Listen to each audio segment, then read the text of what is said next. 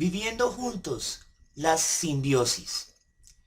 A diferencia de las otras relaciones ecológicas que hemos visto anteriormente, la competencia y la relación depredador-presa, en la simbiosis no necesariamente hay un conflicto en los seres vivos que se relacionan, aunque puede haberlo. Estrictamente y en términos muy generales, la simbiosis se define como una relación íntima entre dos especies, que llamaremos A y B, en las cuales las dos especies viven juntas. Ahora, el problema realmente surge de la extensa gama de categorías en las cuales podemos dividir la simbiosis. Existen muchos tipos de simbiosis. Los endosimbióticos generalmente son parásitos, aunque no siempre. En este caso podemos ver un parásito del género de los plasmodios que causa la malaria. La malaria es una enfermedad tropical que se caracteriza por fiebres intermitentes que pueden llegar a ser mortales debido al extremo calor que dilata el cerebro. Estos parásitos, plasmodios, van a alternar entre dos anfitriones. Entonces, en ambos anfitriones van a vivir en el interior. Uno de los anfitriones son mamíferos, como el ser humano, y el otro anfitrión son artrópodos dípteros, que llamamos mosquitos, específicamente de tres géneros: Culex, Aedes y Anopheles. El punto aquí es que el plasmodio, el parásito, vive al interior de sus dos anfitriones. Y esa es la idea de la endosimbiosis. Podemos tener otras dos categorías también relacionadas, que son las simbiosis no persistentes y las simbiosis obligatorias. En una simbiosis no persistente, las dos especies pueden sobrevivir tranquilamente por separado, pero cuando están juntas pueden beneficiarse. Un ejemplo es el chorlito egipcio y el gran cocodrilo del Nilo. El chorlito egipcio se alimenta de artrópodos y pequeños animales que pueden encontrarse en el suelo o en las fauces de un cocodrilo. El cocodrilo bien podría cerrar sus fauces y matar al pájaro, obteniendo una comida fácil. Sin embargo, su boca generalmente está llena de molestos parásitos que no puede aplastar. Es por esto que tolera la supervivencia del pájaro para que éste lo desparasite. Sin embargo, ambos pueden sobrevivir por separado tranquilamente. El chorlito alimentándose de estos artrópodos en el suelo y el cocodrilo soportando un dolor de dientes. En el caso de las simbiosis obligatorias, ambas especies necesariamente tienen que relacionarse para sobrevivir. Han coevolucionado juntas tanto tiempo que se especializan. Y si no interactúan entre ellas, mueren. Y si una de las especies se extingue, la otra también. Ese es un caso muy típico de muchas especies de flores que se especializan en ser polinizadas por un tipo específico de aves, un tipo específico de abejas, entre otros. La tercera categoría se parece a la segunda.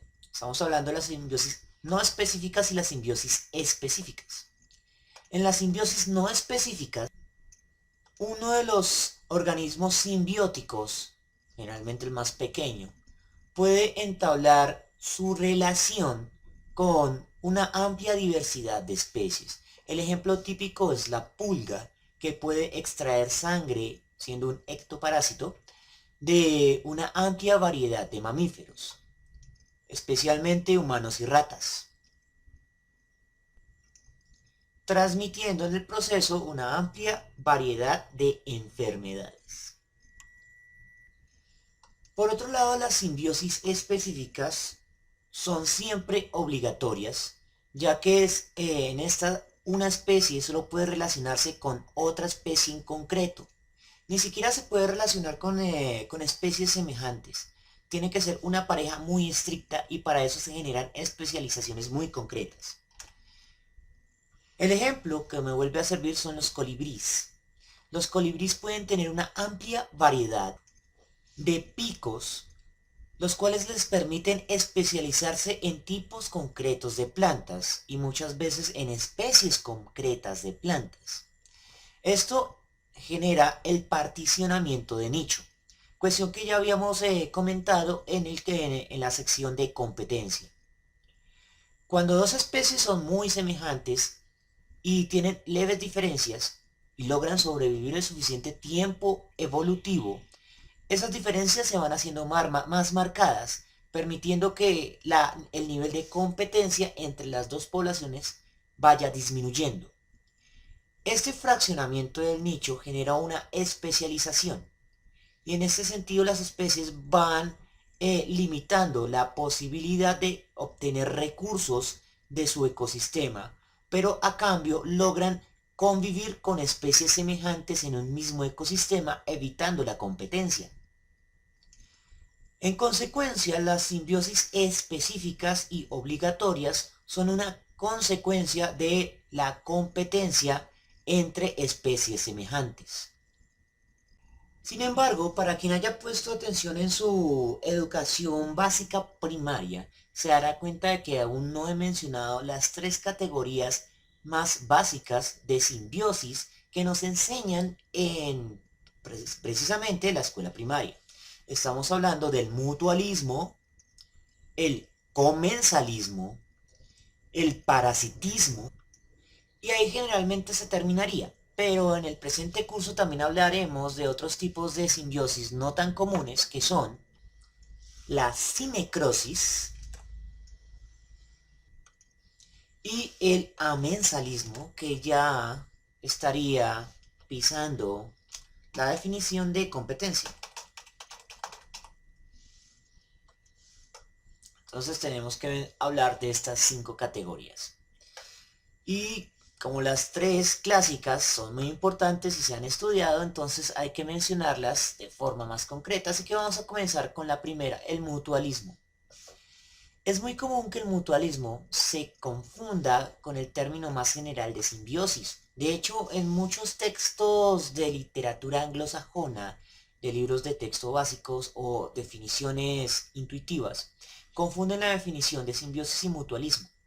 En la simbiosis, las dos o más especies conviven íntimamente juntas, pero no nos dicen nada de relaciones de beneficio o perjuicio. Sin embargo, en el mutualismo ya tenemos una relación de beneficio, y en este caso es un beneficio mutuo.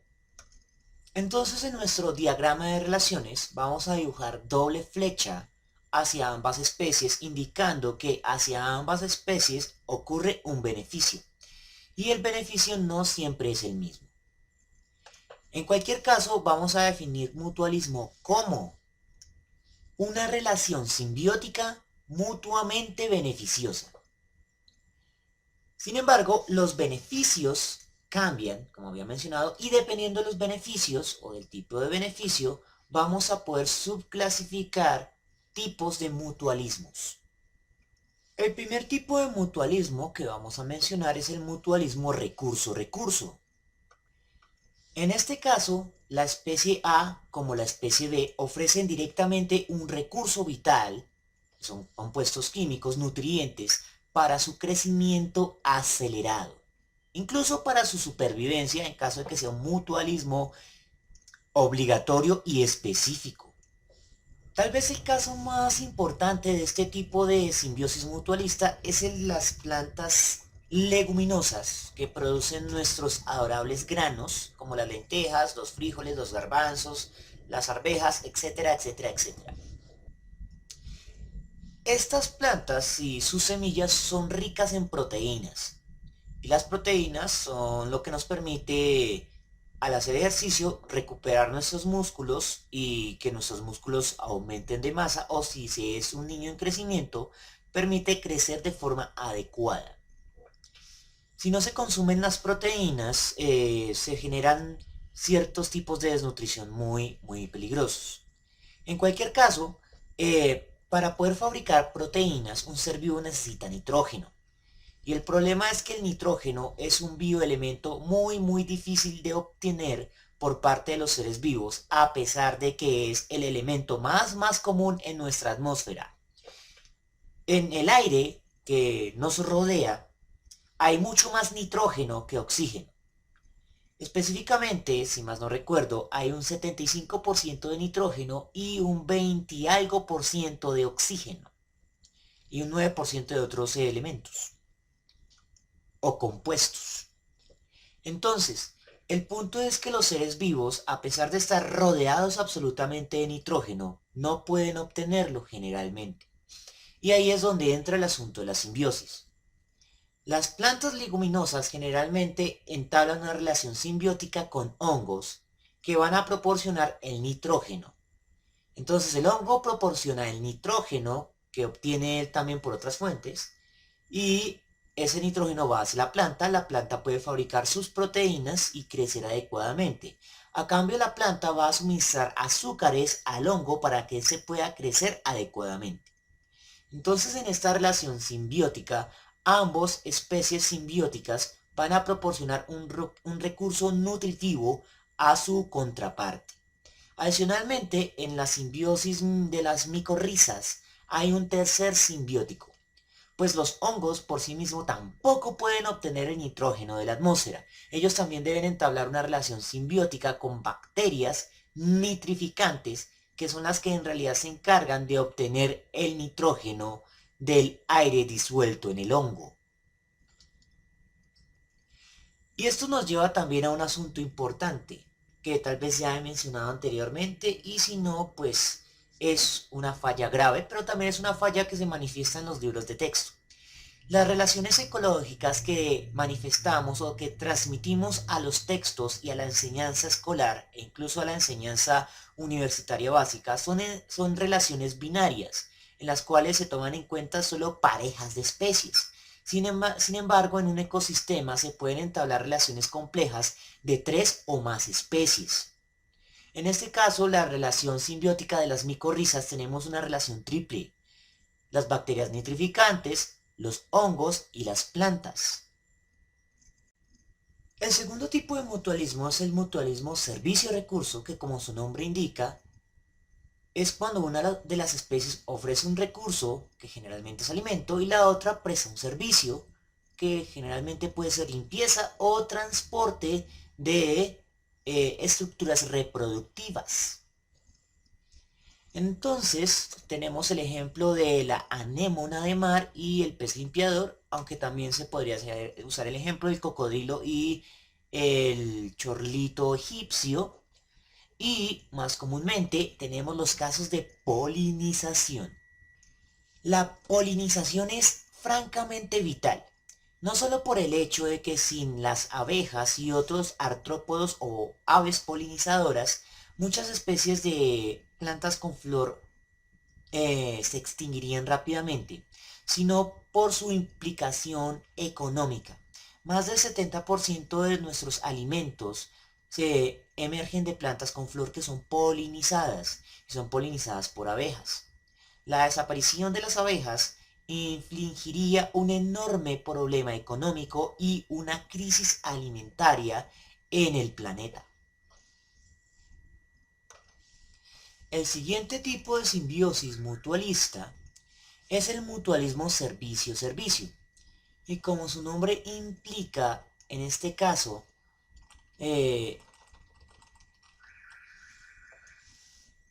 las especies involucradas obtienen un servicio y no necesariamente alimento. Sin embargo, su ejemplo típico es relativamente complejo. Entonces tenemos el pez payaso y la anémona de mar. A primera vista podríamos visualizar que se trata de una simbiosis tipo servicio-recurso. En este caso, el pez payaso desparasita a la anémona y la anémona protege al pez payaso de sus posibles depredadores. Esto se debe a que los tentáculos de la anémona son urticantes. Para el que no sepa qué es urticante, significa que son venenosos. El pez payaso es relativamente inmune a el veneno de este tipo de nidarios. Y para el que no sepa qué es un nidario, los nidarios es el nombre que damos generalmente a las medusas, las anémonas y los pólipos. Todos esos animales tienen tentáculos venenosos, tentáculos urticantes. Entonces, como venía diciendo, el pez payaso es inmune al veneno de la anémona y por lo tanto, mientras se encuentre en el interior de los tentáculos, se encuentra a salvo de posibles depredadores. Entonces, la definición vendría así. El pez payaso ofrece el servicio de desparasitación y en contraposición, la anémona ofrece el servicio de protección. Observé que en el caso anterior de desparasitación, la morena, aunque es desparasitada, no ofrece un servicio de protección permanente al pez cirujano. El pez cirujano llega, desparasita y su beneficio es un recurso, el alimento. En el caso de la simbiosis del pez payaso, el pez payaso obtiene dos tipos de beneficio. Evidentemente, la desparasitación le ofrece una fuente de alimento y en ese caso obtendría un recurso, pero su beneficio más importante, más claro, es la protección. Y la protección no es alimento, es un servicio. Por lo tanto, clasificamos a este tipo de mutualismo como el mutualismo servicio-servicio.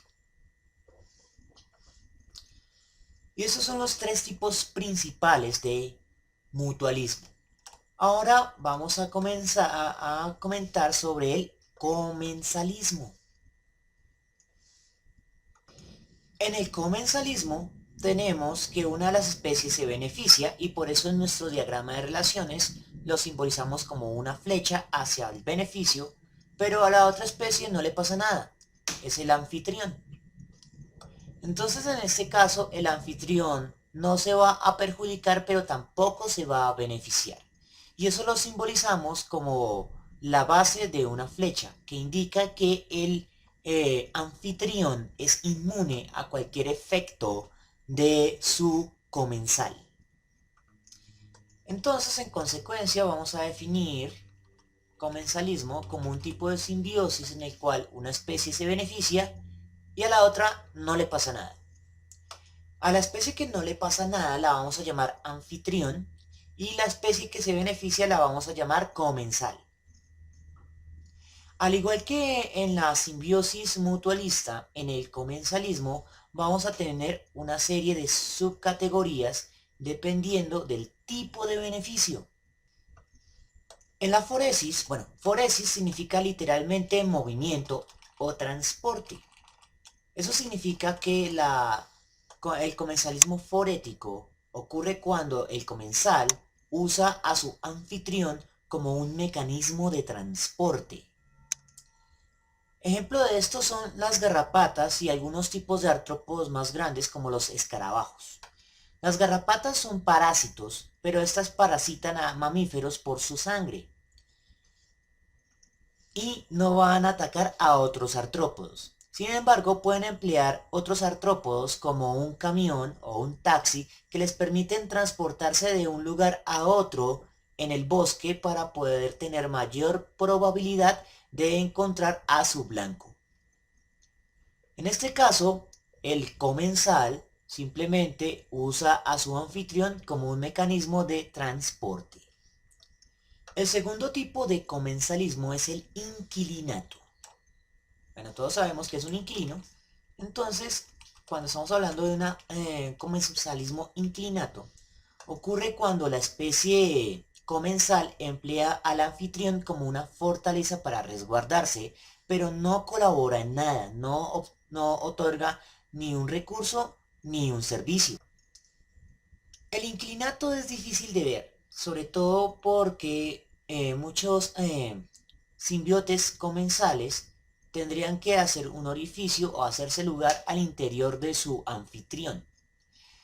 Sin embargo, las aves que anidan en los árboles, ya sea en el interior de estos o que fabrican nidos, son un ejemplo de inquilinos.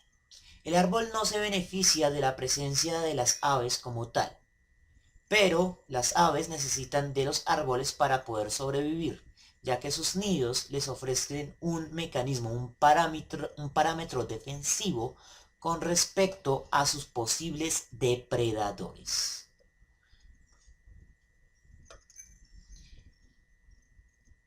El último tipo de comensalismo se encuentra en los límites de la definición de simbiosis. La simbiosis se definía como dos seres vivos que habitan o conviven de forma íntima. Sin embargo, el último tipo de simbiosis comensalista implica la muerte de uno de los simbióticos. A ese tipo de comensalismo lo denominamos como la metabiosis. En la metabiosis, una especie genera un ambiente idóneo para otra sin darse cuenta porque ya está muerta. El ejemplo típico son los caracoles y el cangrejo ermitaño. El cangrejo ermitaño no puede generar una coraza por sí mismo como hacen todos los cangrejos. En su lugar tiene que buscar las conchas de caracoles muertos para poder emplearlos como su propio caparazón. A medida que el cangrejo ermitaño va creciendo, tiene que buscar nuevas conchas para ver si cabe en la nueva concha. Si la nueva concha le gusta, bota la anterior y se traslada a su nuevo hogar. La última de las categorías clásicas de simbiosis es el parasitismo. Entonces, en el parasitismo tenemos que una de las especies se beneficia, a la cual vamos a denominar parásito, y la otra se perjudica y la vamos a llamar anfitrión u hospedero. Pero en español vamos a emplear preferiblemente el término anfitrión. Ahora bien, con el parasitismo hay mucho que decir y al mismo tiempo no hay tanto que decir. Evidentemente, el parásito busca recursos de su anfitrión y el anfitrión, por medio de su sistema inmune, va a buscar eliminar al parásito, pero siempre la carrera armamentista de sistema inmune contra parásito va a beneficiar al parásito. De lo contrario, no existirían parásitos. Sin embargo, lo que sí vale la pena mencionar es la existencia de un continuo entre comensalismo, parasitismo y mutualismo. Existen falsos mutualismos que en realidad son parasitismos o parásitos que generan un servicio una vez se han generado un daño. Un ejemplo de esto es el parásito Simozoa exigua, que es un tipo de crustáceo. Este crustáceo invade un pez por sus branquias y alcanza la ubicación de la lengua. Una vez allí, se inserta en la lengua y empieza a succionar sangre desde una de las arterias que alimenta la lengua. Evidentemente, como la lengua no obtiene sangre suficiente, se va degenerando hasta que desaparece. En ese momento, este crustáceo cumple la definición de un parásito. Está generando un daño al destruir la lengua. Pero una vez que la lengua es destruida, el parásito alcanza un tamaño suficiente como para funcionar como lengua. En otras palabras, este parásito reemplaza la lengua original del pez. Y en el momento en que el pez se queda sin lengua, entonces el parásito le va a proporcionar el servicio de lengua, cumpliendo una definición leve de mutualismo. Para redondear esta idea, tenemos que mencionar también otra de las categorías extra que mencioné anteriormente, y era la cinecrosis.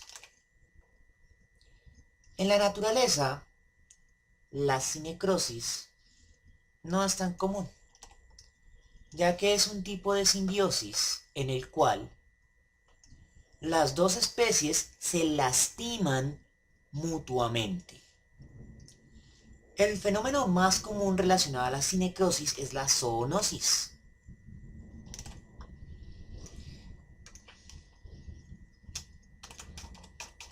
¿Y qué es la zoonosis? Una zoonosis es una infección accidental. Esta ocurre cuando parásitos o comensales que están adaptados a sobrevivir a especies en las selvas o ubicaciones salvajes muy aisladas, infectan por accidente a otras especies, generalmente el ser humano. Por lo general en la naturaleza los parásitos buscan disminuir sus efectos nocivos sobre sus anfitriones, ya que si esto sucediera, si generaran efectos demasiado nocivos, matarían a sus anfitriones y ellos se verían en la obligación de reproducirse rápidamente y morir. Entonces, a medida que una pareja de parásito y anfitrión coevolucionan en un tiempo evolutivo, la relación parasítica disminuye sus efectos nocivos. El parásito se vuelve menos nocivo para el anfitrión. Poco a poco es posible que la coevolución conlleve a un comensalismo, en el cual el parásito ya no genera síntomas tan dañinos para su anfitrión, y el anfitrión va a poder sobrevivir normalmente sin daños permanentes o daños que afecten su posibilidad de supervivencia.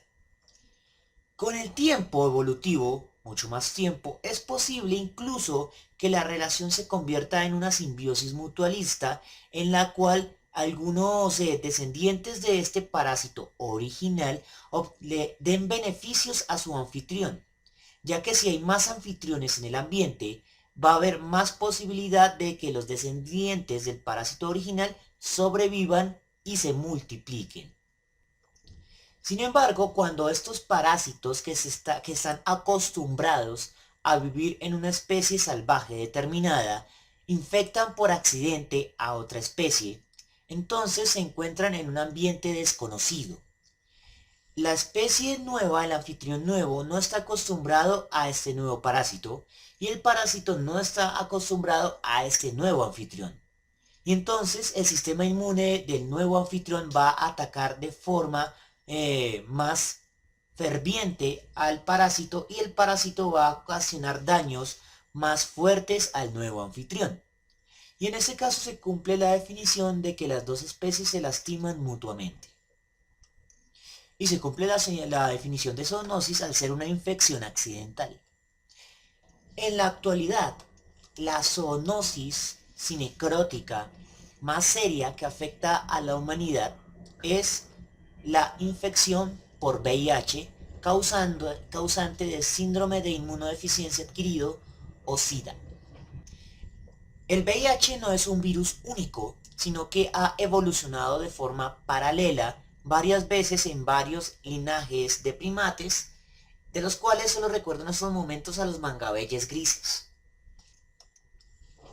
En los primates no humanos, el VIH es un comensal, literalmente no va a causar enfermedad.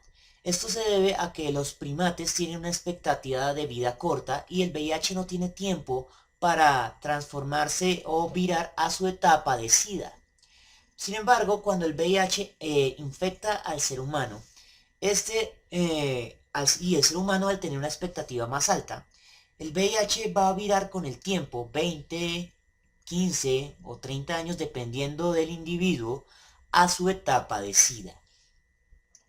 Como en todos los seres vivos, existe la posibilidad de una evolución en un tiempo evolutivo en la cual el VIH coevolucione con el ser humano para convertirse en un comensal. Sin embargo, las posibilidades no son tan altas, pues esto requeriría que los pocos individuos que son inmunes o tolerantes permanentes de la infección por VIH se reprodujeran más que todos los demás seres humanos. Sin embargo, ese tipo de selección darwiniana social no es éticamente aceptable en nuestra sociedad. Otra opción que tampoco sería aceptable es que se clonaran los genes que permiten la inmunidad o la tolerancia a la infección por VIH y modificáramos genéticamente a toda una generación de humanos. Sin embargo, es evidente que este tratamiento sería muy costoso y solo unos cuantos individuos de las élites económicas de nuestras sociedades tendrían acceso a él. Bien, para finalizar vamos a hablar del amensalismo y no nos vamos a demorar mucho en su definición. Una especie se lastima y a la otra no le pasa nada. Esto ocurre cuando la mera presencia de una especie afecta a otra de forma muy marcada. El ejemplo típico es la compactación del suelo por el ganado. Aunque el ganado se alimenta de hierba y evidentemente estaríamos en una relación depredador-presa por forrajeo, el ganado, cuando está en demasiado número, compacta el suelo. La compactación del suelo impide que el pasto y en general la hierba pueda nutrirse adecuadamente y por lo tanto el suelo compacto se vuelve estéril. Ejemplos de suelo compactado son los caminos de herradura o también denominados senderos. El suelo en un sendero se encuentra extremadamente compactado, lo cual evita que las plantas puedan sobrevivir en él. Es un tipo de amensalismo ya que los seres vivos que transitan por el suelo compactándolo no se benefician o se perjudican, pero las plantas que habitan allí se perjudican ya que no pueden sobrevivir en el suelo compactado. Sin embargo, como definición en términos de simbiosis es ambigua, ya que el amensalismo no implica una convivencia íntima entre los seres vivos involucrados. Bien, eso es todo por el momento. Este es un resumen muy breve de la relación de simbiosis y sus tipos. Nos vemos en la siguiente presentación.